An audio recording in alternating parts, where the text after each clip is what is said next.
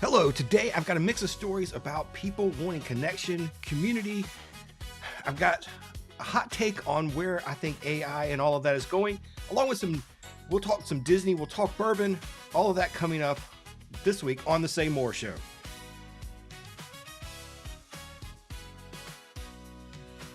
Hello, my name is Paul Gowder, and this is the show that I've started doing weekly just for a fun way for me to engage, get some of these stories out that I want to share. Hopefully, as I read in my friend Julie Voris's email newsletter this morning, spread some joy and help others choose the joy in life. So I'm just trying to have some fun with this show and give you some of my takeaways on these stories, maybe some hot takes. But before we get into all of that, here's my shirt of the day. You know, I love my Roosevelts. And today, I mean, it's still St. Patrick's Day week, right? So I had to wear my Lucky Charms shirt. This one's named, they're after me, Lucky Charms.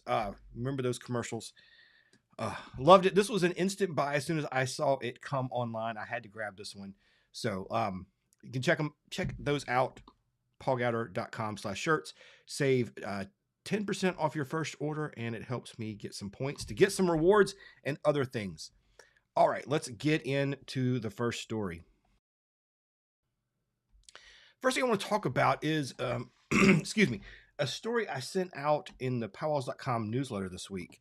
And that is this kindred spirit sculpture and the story behind it. Back in the, what was it, 1800s, Ireland had the potato famine. The Choctaw tribe saw that and wanted to help out and wanted to help feed, provide food and stuff. So they sent money over. I don't remember how much it was, but it equates to like $70,000 in today's money. Now, back then, that was a lot of money for them. And they had, they're coming off of relocation and being displaced, all of that. They've got their own issues, but they decided to help the country of Ireland during the potato famine. And Ireland has always remembered that, and they built this monument in honor of that. And the Choctaw are building a monument in Oklahoma to remember that. I think it's a really cool story that shows that even in the midst of our worst times, our darkest times, that we can still help other people. We can still choose generosity. And that carried across generations now. And I think it's so cool. I sent that out in the powwows.com email, and it was awesome to see some people write to me and actually share pictures that they had taken when they visited Ireland, and that they had actually gone over there to see it. I had several Choctaw people write me and tell me how proud they were of that story. So that was super cool. Go, the link for the full story is down below. Go read that. I think it's such a cool idea that they chose to support another country. Story number 2.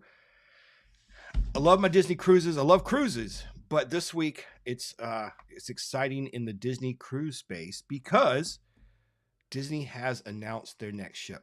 If you're not familiar, Disney has 3 classes of ship. Well, 4 if you count the Adventure, but that's a whole nother thing. Disney has really 3 classes of ship. Their original 2 ships, so the Magic and the Wonder. Then they came out with the Disney and Fantasy, that class of ship. And now they have the Wish class. And there are currently 3 ships in the Wish class, the Treasure, the Destiny, and the Wish. And they just announced the next one in that. It's a really cool commercial. If you haven't seen it, the announcement, I think they did a great job of tying in all the names, explaining that, your Disney dreams can turn into wonder and fulfill your destiny and treasures. They worked all the names into it and reminded you that in the end, all you have to do is believe. So the new ship will be called the Disney Believe.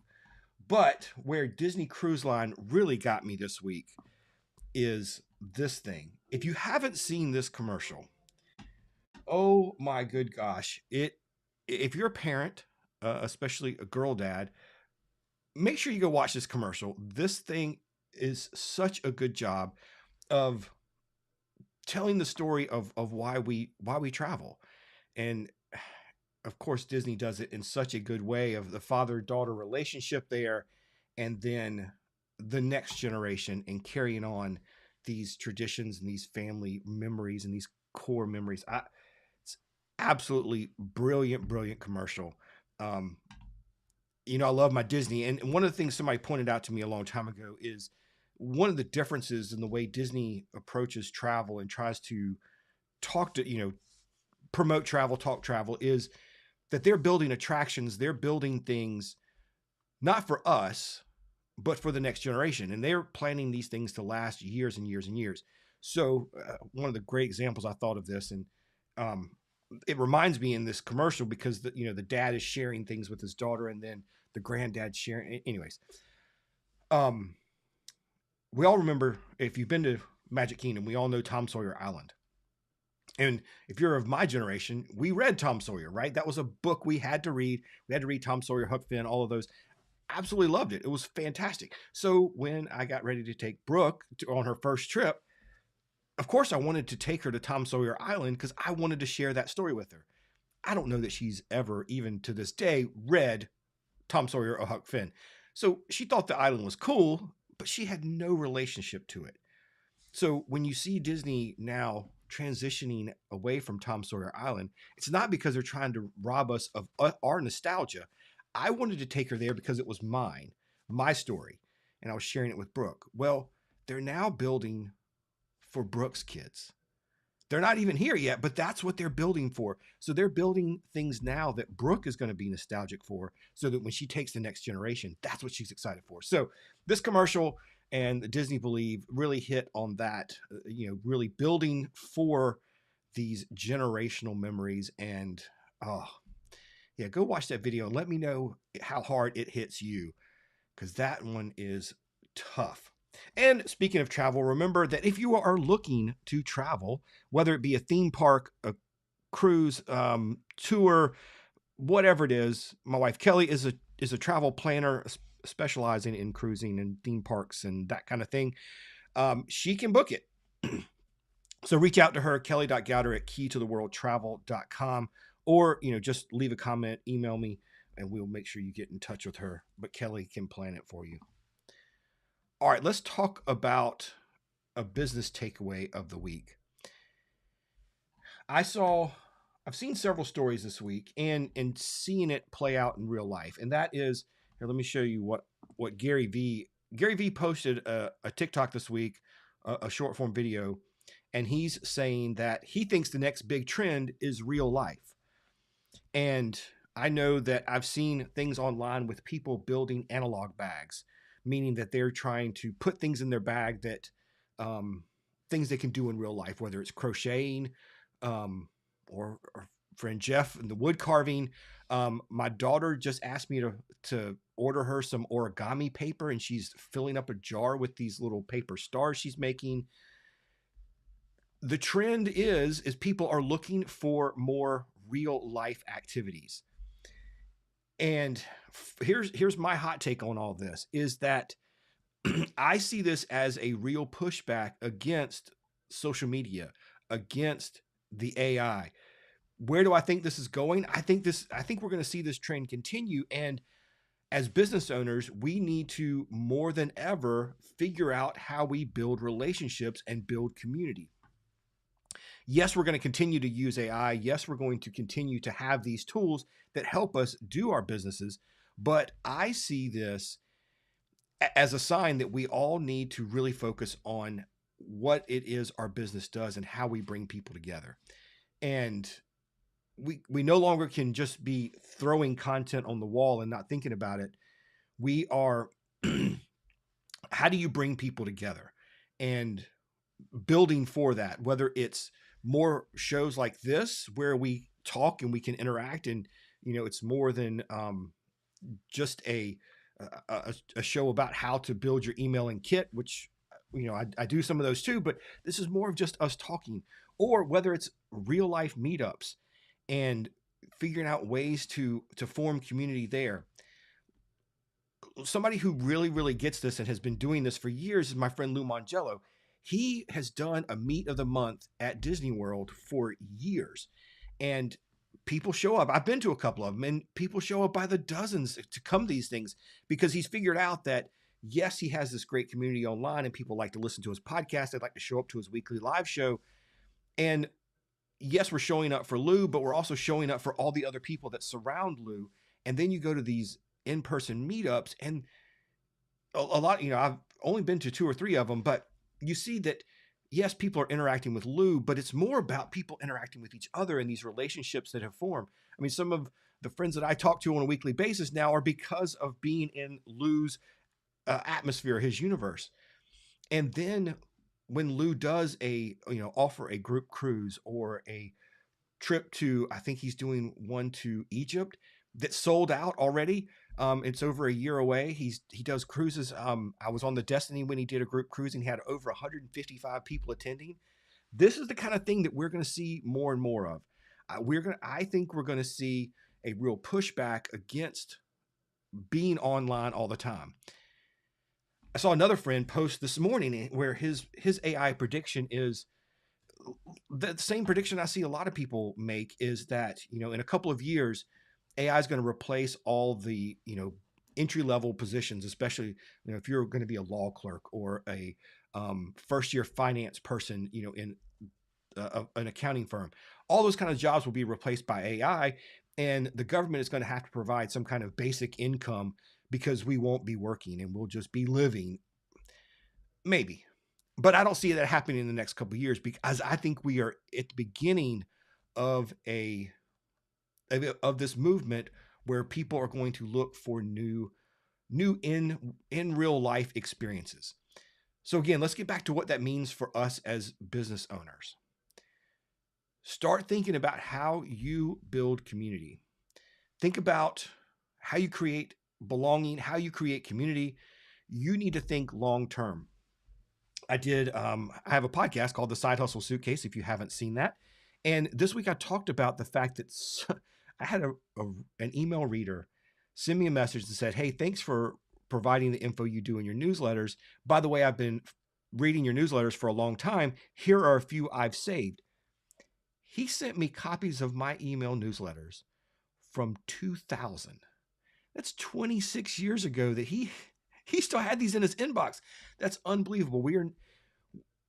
And that just blew me away. I'm still kind of dumbfounded. And he actually lived, I saw his, he put where he's from. He's like 30 minutes away. Crazy. I got to reach out and see if he'll, meet me at a Starbucks or something. We need to talk. But that's what we're doing here. We're building community for the long term. We're not building just to get likes on Facebook and have, 100 people show up to our live stream. This is what we need to be thinking about, is how do we build some kind of community where people are going to feel connected for years and years and years. Okay, and so that fits right into my plug.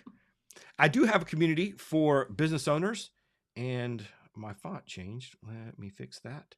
Okay. I have a community for business owners called On the Way Community. There we go. www.ontheway community. It's a free community to join, and we talk about things like how to build community, how to use email marketing. There's also a paid side, and I have I'll be doing it later today, one-on-one call or a Q&A call where basically you're going to get one-on-one coaching from me. So you can join that too. But come check us out over at www.onthewaycommunity.com. I'd love to see you over there. All right. Next story. Let's switch over. Next one, and that is my other favorite community activity, and that is bourbon. I was lucky this morning. I posted a picture on Facebook, went to one of my local stores. I saw they posted last night about getting a bottle of Penelope, or a few bottles of Penelope Rio. I was hoping to find one of those. I have one, but I wanted to buy one and maybe see if I could trade it with one of my friends, because I know there's a couple of friends that really like that. So I was going to see about that. They were sold out of the Penelope, but they did have another bottle that I've always wanted. So that was pretty exciting. And so one of the things I loved last year going to conferences is the fact that several of us started bringing some samples of our bourbons to share. How do we do that? And that's my product recommendation this week.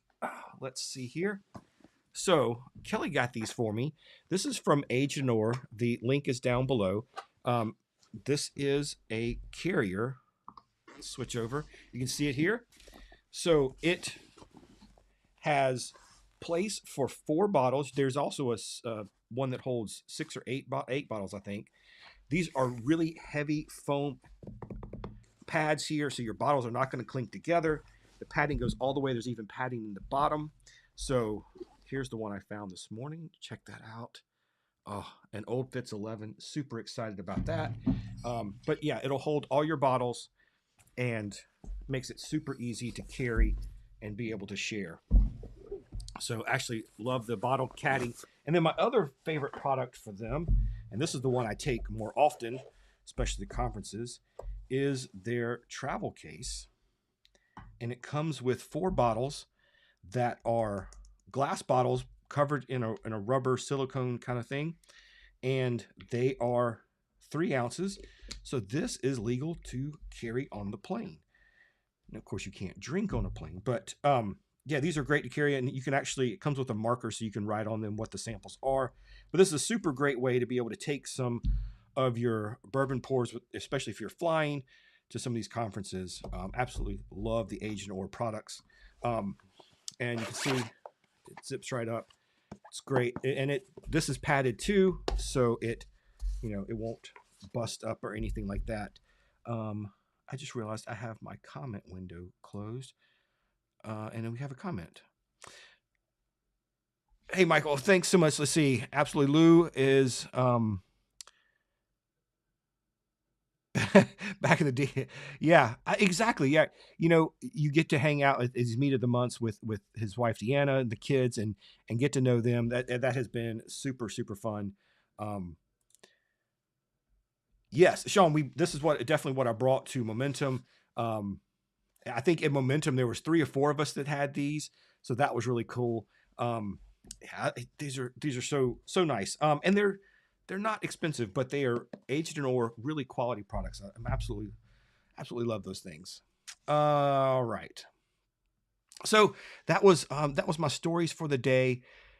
Really wanted to pull together some stories, whether it was the Choctaw sharing with Ireland, helping them out with some money, Disney story building this generational type connection, and then of course the virtual or the analog bags and where we're going with AI.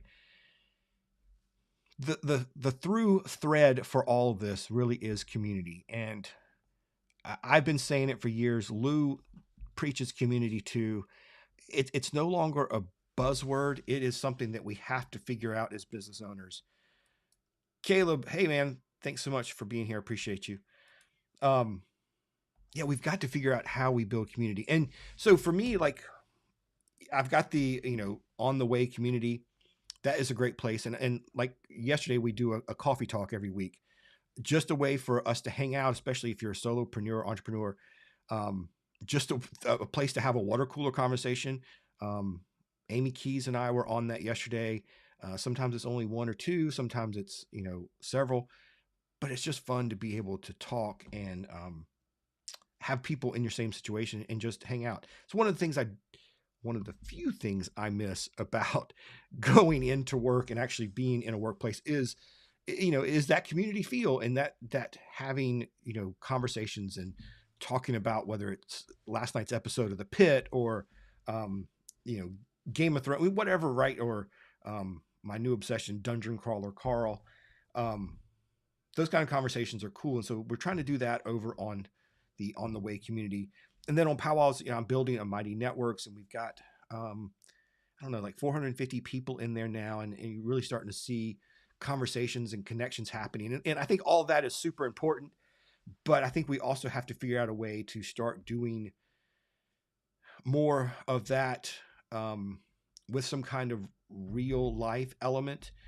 And whether it's, I don't know if we want to go back to the pandemic times where we lived on Zoom, but I think that is going to be part of this too, is hanging out and chatting, whether it's in these virtual spaces. I love what Jeff C and Katie Fox are doing with their new live show, where they're crafting. Again, going back to the analog things, they're crafting and hanging out and talking with the audience. All of that is building community. So if you are a business owner, if you're trying to grow your following or something, let's talk more about how do we build to our community, whether it's a Facebook group, using your email as a community, whatever it is, let's find ways for making people feel more connected to you, making them feel more connected to the content, because I think that is that's the long play here.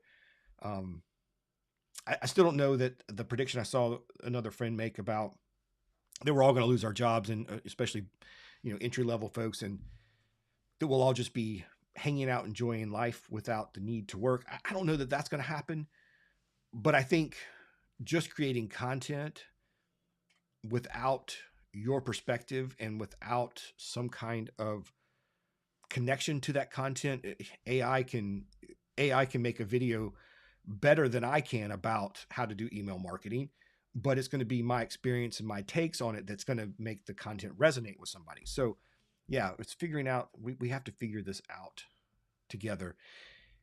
Anyways, that's my soapbox for today. I hope you enjoy that. Thanks for being here. We're going to do this every week, and I think we're going to start adding some guests here soon and see if we can get them to bring some stories as well. I'll be back next week. The week after that, I'll probably take a week off because we are heading on a cruise. Kelly got a deal, and we are going to go on Margaritaville at sea. If anybody's cruised on that cruise line, I'd love to hear from you and see what your experience is like. We're very excited to try that a new cruise line. They started off a little rocky, but really heard good reviews from what they're doing here in the last 6 months or so. So excited to go try that. I think we're going to stop in Orlando. The cruise leaves out of Tampa, so we're going to stop in Orlando on the way down and the way back, visit with Brooke a little bit, and then from there we got Gathering of Nations in like 34 days, biggest powwow of the year and the last one they're ever doing. So that's kind of our travel schedule here the next couple of weeks. All right, have a great weekend. I'll be co-hosting with Jeff tomorrow on his Creator News Live. Come join us at 11 a.m. Eastern. It'll be on my channels as well as his. He's got a good interview lined up for tomorrow, so I'll see you over there. But thanks for tuning in. Appreciate you being here, and I'll see you next week.